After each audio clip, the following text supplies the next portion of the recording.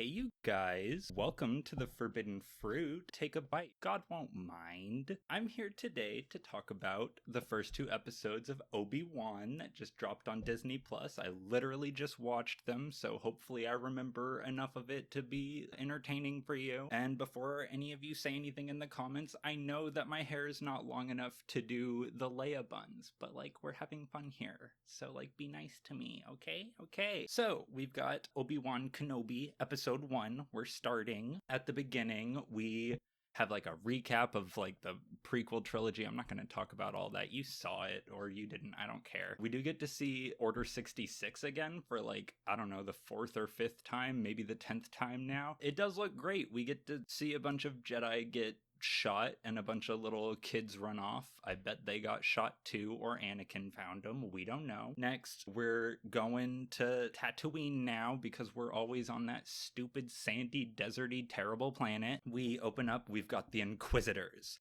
And the Inquisitors are the bad guys. They hunt the Jedi. Most of them used to be Jedi, I guess. And they're angry and bad now. And they have these stupid lightsabers that spin around real fast. And they're double-ended. And in Star Wars Rebels, some of them used it to fly off. If they do that in live action, I personally will be so fucking happy. I hope they do. We've got the Inquisitors. They're having their fashion show. They're goth. They've got capes. They're walking in the sand. Runway. We're serving walk, walk, fashion baby. Work it. They're walking into town on the Tatooine. They're we're looking for Jedi because they suck and we hate them. And they're in this little pub thing. They're we know there's a Jedi here because we heard the rumor off planet, I guess, that there's a Jedi at this little bar. And guess what? There is a Jedi at that little bar. And he's oh no, gotta scamper away. So he gets up. They know it's him and they chase after him. But he parkours away and they don't chase him. So he gets off. The Inquisitors are gonna find me more Jedi to kill. So we see Obi-Wan, the guy that the show's named after. You remember him? He has a shitty job now. I guess he cuts fish. And at the end of the day, he gets some money for cutting fish. He cuts fish now, not even with a lightsaber, with a metal knife. There's no technology. He's just cutting fish. He does have a space camel. He has a space camel. So that's kind of really cool, actually. Next, we get to see a little bit of little baby young Leia. Little baby Leia, the princess. She's from the movie. Upon meeting her, I know immediately that I would die for her. She is feral. She's climbing trees. She's talking back to her parents. There's a scene with her cousin who's a piece of shit, and she just reads him for filth. And you can tell she's got a little bit of that Jedi Force intuition because she sees people and she's oh yeah, I'm 10 years old and I know everything about you. I can read ya. I read ya. We learn a little bit more about some of the Inquisitors. One in particular, her name is Reva. She's the third sister. The Inquisitors all have numbers and they're a brother or sister. Watch Star Wars Rebels. I'm not gonna explain it. Reva is beautiful, super hot. We love her. Powerful woman. She's got incredible hair. It's braided. I don't know the actress's name. I'll leave it in the comments. She's super cool. She's, dommy mommy, angry, powerful. She has a lightsaber. What more could you want?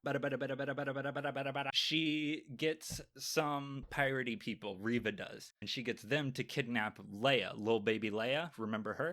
Because little baby Leia, is always running around climbing trees and stuff. She's leaving the castle.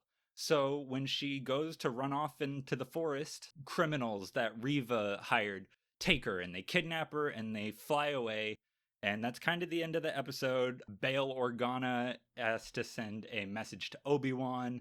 And he's help us, Obi-Wan Kenobi. You're our only hope. You get it from the movie? No, he's really you have to save Leia.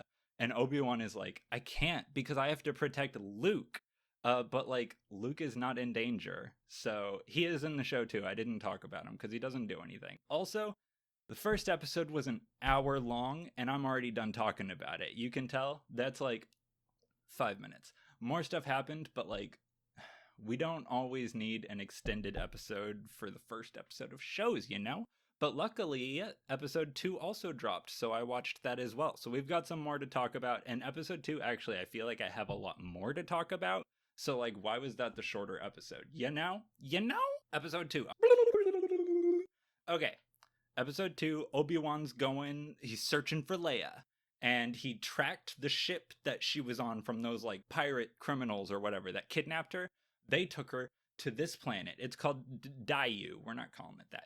It's the Neon Tokyo planet. They've got neon signs everywhere. Looks like what I imagine Tokyo to look like from the movies I've seen where we're there at night and everything's neon and beautiful.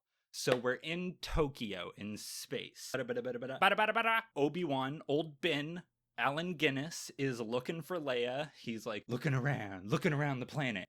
It's Tokyo. There's a lot of people and a lot of things that aren't people but are sentient beings, and they're all criminals, I guess. Someone tells Obi-Wan that there's a Jedi that will help him find the girl, and Obi-Wan is like, oh, okay then.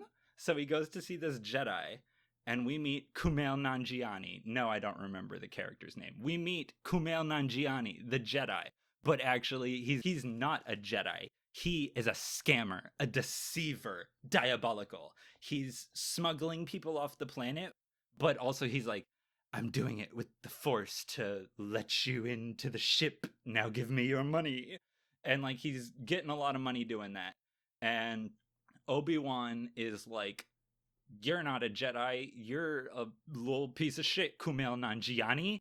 And Kumail Nanjiani is like, whoa, let's not be mad at each other. But Obi-Wan has a gun on him. So he's like, no, I'm mad. You're not even a real space Mormon. Stolen valor. Kumail Nanjiani is like, okay, oh, you're trying to find the little girl that was brought here to this big, large, whole fucking planet. I know where she is on this big, large, whole, still fucking planet of criminals. See, it's... how does he know, you know? So he tells Obi-Wan, he's like, yeah, go to this place. That's where the bastards took her. So Obi-Wan goes, and he's going to find Leia. He's looking for Leia. And he goes into this place. It's like a spice den. There's like drugs. Someone offers Obi-Wan drugs. Actually, this beautiful person offers Obi-Wan drugs, and they've got a little pink space mullet. I really liked it. More people should have pink space mullets, I feel like. Obi-Wan's in the place, and he's looking for the girl. He's looking in the back rooms, and he fights some guys, but he doesn't use his lightsaber. He just, like, punches him. But, like, they get some good hits on him, too, because he's, like, old now. Not quite Allen Guinness, but he's Allen Guinness now. But Obi-Wan does manage to beat him up, and he goes into the room to save little baby Leia. And she's not even in there. It's a little droid. The whole thing was a setup. Guess what? Riva, our gorgeous Dami Mommy Inquisitor, hired the criminals to steal Leia. I already told you that. Keep up. The criminals show up and they're like, Inquisitor's already on their way, Obi-Wan. They knew you would come out of hiding for the girl. Obi-Wan is like, where is she? And then he fights all of them. And remember I said he took drugs from the other room? Maybe I didn't say that. Keep up. Obi-Wan has a jar of drugs. It's space spice, the space drugs. And he throws it onto the ground. Spice, the drug from Dune. He throws it onto the ground and the jar shatters and the drugs go everywhere. And gets everybody in the room high except for Obi-Wan because he's a Jedi. And so he gets out of the room, and they are all high and laying on the floor now, but they're not hurt. I don't know what the dosage is for that drug, though, so maybe they are hurt. Oh my god, I didn't even think of that. So Obi-Wan gets out, and then he goes, and he finds Leia, and he's like, Leia, let's go. And he takes little baby Leia, the little princess, and they escape. And she's kind of like, oh, how can I trust you? And Obi-Wan is like, how can you trust me? Because I'm saving you from the kidnappers. What more do you want? Riva is after Obi-Wan and Leia because she's the one that set this whole thing up, because she's like obsessed with Obi-Wan. And like, I get it because I am too, but it's like, girly, you haven't even seen him in 10 years. He doesn't know your name. And she's like, no, I'm gonna find Obi-Wan. It does turn out later that she wants to find him because she thinks it'll get her like more favor with Lord Vader. the original Anakin. Y'all remember him? He was a little boy played by Jake Lloyd, and then everyone bullied him. Reva wants to find Obi-Wan, and she knew to like send the people after Leia because she found out that in the past Obi-Wan was friends with Bail Organa. So she was like, oh, if I steal his daughter, Obi-Wan will care. But she doesn't even know that Obi-Wan only cares because she's Padme and Anakin's daughter. Is that spoilers? You guys watch a movie already. Keep up. Obi-Wan and Leia are like scampering through the city. And Leia's still kind of like, I don't trust you, Obi-Wan. And it's like, girl, shut up. I thought you were so perceptive last episode. Try to perceive him a little bit. Lil Miss Reva puts out a bounty hunter on Obi-Wan and Leia. Everyone on the fucking planet is a bounty hunter, I guess. So now they're all after them. And Leia sees the little bounty hunter picture with Obi-Wan's face, and she's like, oh, aha, I knew it. I can't trust you. It's like, children, can you believe? So she runs off, and Obi-Wan is like, are you kidding me? So he's running off after her, and they're chasing each other. The bounty hunters are chasing Obi-Wan, and then they're up on a roof now. Obi-Wan and Leia are, and then a bunch of bounty hunters find them, and they're all shooting at Obi-Wan, and Leia's running away from Obi-Wan. Obi-Wan is just like, boop, boop, dodging bullets, hiding behind shit. Also, during all of this, Reva is like parkouring her way across the city, scampering, jumping rooftop to rooftop, trying to get over there, because she can hear the guns, and she knows that means that that's where Obi-Wan is, and she is obsessed. So she's scampering along. She's at some points doing like running on all fours like a kitty cat, and she's jumping and using the force and like jumping and twisting sideways. It's incredible. Just imagine it, because I'm not going to show you clips because Disney would murder me. During that like gunfight that's up there, Obi-Wan manages to shoot the other bounty hunters, so uncivilized, and Leia goes to like jump across to another roof, but it's too far, and she falls. Duh, because she's 10 years old. Her little legs can't jump her that far, and she doesn't know how to use the force jump yet. She like falls off the roof, and then Obi-Wan like uses the force, and he stops her from falling right before she hits the ground. And then he lands her softly. And little baby Princess Leia is like, oh, I do trust him now. I'm so perceptive. I can perceive that he's not trying to kidnap me anymore. He is a good guy. I trust him now. And it's like, girl, we've been trusting him for like 45 years now. Keep up. She trusts him now. And then they're trying to get to like the platform to get off world on a spaceship. But the other Inquisitors and the Stormtroopers have shut down all transport off the world because they now know that Obi-Wan is there. And there's like strife within the Inquisitor Corps because Reva is so obsessed with Obi-Wan that she wants to get him, and the other Inquisitors are like, no, you're obsessed and we don't even like you that much. You're trash and you don't deserve Obi-Wan, so we're gonna get Obi-Wan, bye. And she's like, no, I'm gonna get him. Obi-Wan and Leia, while they're hiding, they run into Kumail Nanjiani again. But he's not a scammer to them right now. He's not gonna be a deceiver. He's not gonna betray them. He's like, hey, here's a little place for my secret transport, and I can secretly transport you off world. Go up here.